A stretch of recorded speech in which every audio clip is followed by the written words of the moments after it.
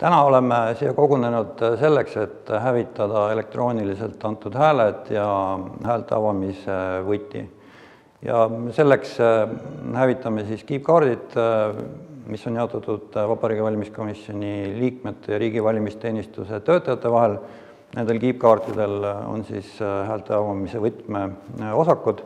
Samuti hävitame kõvaketta, mida kasutati võtme loomiseks ja häälte avamiseks ja lisaks hävitame ka andmekandjad, millel asuvad elektrooniliselt antud hääled. E-hääled hävitatakse selleks, et tulevikus ei oleks võimalik neid kellelgi enam avada ja selle läbi siis tagatakse, et hääled jäävad salajaseks. E-häälte hävitamiseks me hävitame DVD-plaadid, laseme need paberihunti.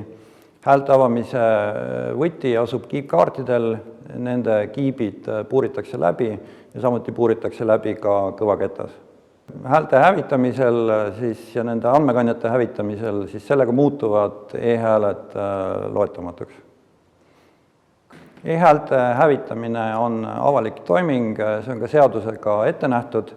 See toimub audiitorite ja vaatlejate juuresolekul ja kõik muud huvilised võivad seda jälgida. E-hääled hävitatakse iga kord pärast valimisi. Kui need andmekandjad on juba kord hävitatud, siis e-hääli enam sealt pealt taastada ei ole võimalik. E-hääli me hoiustame riigi valimisteenistuse ruumides, nad on seifis ja valve all ja selle läbi saame olla kindlad, et kõrvalised isikud nendele ligi ei pääse. Hävitatud e-hääled ehk siis see purustatud andmekandja, selle kogume kokku ja me hoiame seda valimisteenistuse ruumides. Ja selle toiminguga on kohalikud valimised lõppenud ja järgmised valimised toimuvad märtsis 2023. aastal.